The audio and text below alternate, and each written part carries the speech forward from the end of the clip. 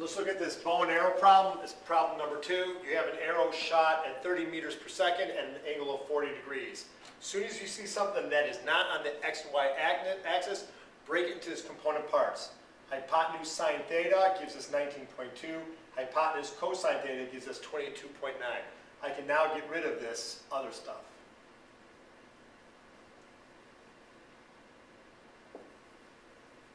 So now when we think about the arrow, think about it as going 22.9 meters per second in the x direction, and think about it going as 19.2 meters per second up. Again, if you look at the motion of my hand right now, to me the eraser went in the x and y direction. To you it also had an x component. Break it into those two components. You can look at it purely as a y problem and purely as an x problem. So let's look at how much time it's in the air. That's a simple y problem. I can choose for any of these formulas up on the board. Again, it has to have acceleration in it if we're dealing in the y-axis. Velocity final is equal to velocity initial plus at. We know the velocity final. If we analyze the path of the arrow, we know that at the halfway point, the arrow will have a velocity of 0 in the y direction. So it goes up, it stops, and then it starts to fall back down. So knowing what we know about free fall, what goes up goes to velocity of 0 and then starts to come down. We can exploit half the motion, not the full motion, but if you know the half of the motion up to here, you know it takes just as long to finish that motion. So we can use this formula, velocity final is equal to velocity initial plus at. I put time 1/2, that's half the time. Understand that, you don't have to put the half there, but understand that time is just half the motion. Velocity final, etc. So half the time is equal to 1.96. That's 1.96 seconds for the arrow to go up. And to complete the up and down is going to be 3.9 seconds. So I multiplied 1.96 by 2 to get 3.9 seconds for the whole motion. Once we know that the whole motion takes 3.9 seconds, and we know that it's moving at 22.9 meters per second that way with no acceleration. Again, in the x direction, there is no acceleration. Velocity equals distance over time. Do we know the velocity? Yes, it's 22.9. Do we know the time? Yes, we do. It's 3.9 seconds. Rearrange the formula. You have that the arrow is going 89.3 meters downrange.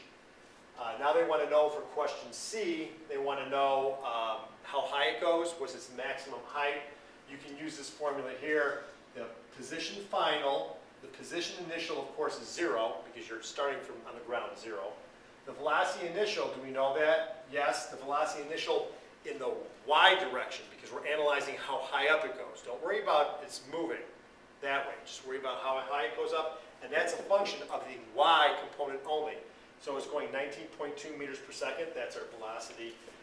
Now the time, we're only analyzing it for half the motion. We're not analyzing it for the full motion. So we don't want to use 3.9 seconds. We want to use what's going to happen at 1.96 seconds. So again, if this is the arrow and this is the timeline, this is 1.96 seconds. So we want to use that time here and there, not the whole time, just the time it takes to get to its height, which is only half the motion. So if we plug all this in, we land up with y final is equal to these numbers here, which gives us, I think it's 18.8. I don't recall. Let me get my calculator.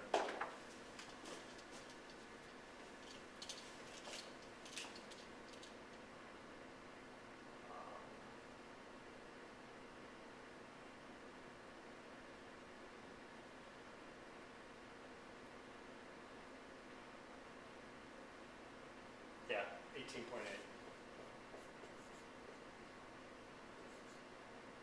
Meters. That's a long way of doing it. Understand that the other way to find out how high the projectile went is just analyze how long it took from the arrow to go from here down to the bottom. How long did it take the arrow to go from its maximum height down to its bottom? And that will give you the maximum height.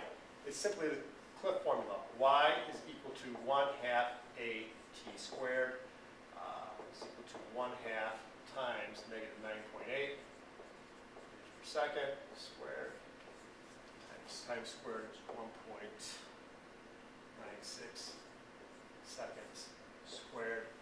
Notice the seconds squared are going to cancel out. You land up with meters, that's what I'm looking for, and you land up with 18.8 seconds. That's right, meters. It's a negative 18.8, which means it's falling downward. So you can use either Cliff formula or this, which is the Cliff formula. So it gives you the same answer. I don't care which one you use.